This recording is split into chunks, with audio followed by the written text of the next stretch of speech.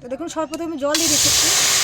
তো দেখুন বাঁধাকপিটা দিয়ে, তো দেখুন কাতলা মাছের মাথা, এটা তেলটা গরম হয়ে গেছে, মাছটা দিয়ে দিচ্ছি। দেখুন এই পাশে ওপাশ ভাজা হয়ে গেছে, মাছগুলো তুলে নিচ্ছি, আবার দিয়ে দিচ্ছি মাছগুলো।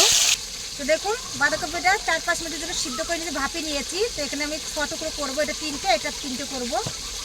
তো দেখুন এইভাবে কেটে নিতে হবে। দেখুন এটাকে এইভাবে কাটতে হবে যাতে এটা থাকে, সাথে না থাকলে কিন্তু এটা খুলে যাবে। তো দেখুন এটাকেও কেটে নিচ্ছি। দেখুন এটাকে ছোট করে 3টে করে করবো। এগুলো ভাজা হয়ে গেছে, এগুলো উল্টে দিচ্ছি।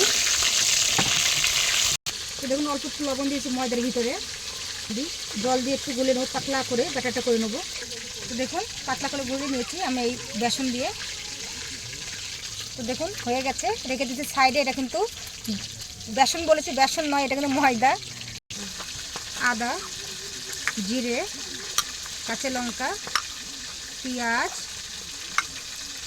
রসুন একসঙ্গে বেটে নেবো সব।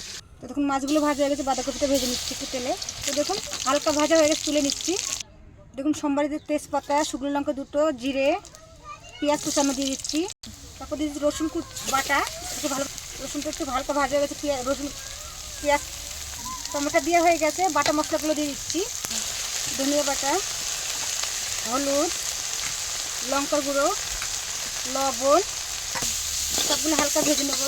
তো দেখুন মশলার থেকে তেল ছেড়ে দিয়েছে, আমি জলটা দিয়ে দিচ্ছি মাছ মতো।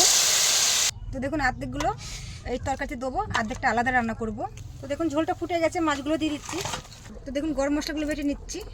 5 মিনিট হয়ে গেছে, ঝোলটা ফুটছে। মাছের মাথাগুলো আমি কপিগুলো দিয়ে দিচ্ছি এবারটা একে একে। 2-3 মিনিটের জন্য ঢাকা দিয়ে দিচ্ছি। আর 5 মিনিট হয়ে গেছে, খুলে দেখি হয়েছে। গরম মশলাটা বাটাতে দিয়ে দিচ্ছি ওপর থেকে। তো দেখুন নামিয়ে নিয়েছি, তরকারিটা ঢেলে দিচ্ছি। তো দেখুন তরকারিটা কত সুন্দর হয়েছে, বাঁধাকপিগুলো একটু ভাঙেনি, যেন মাছ তো আসতেই আছে।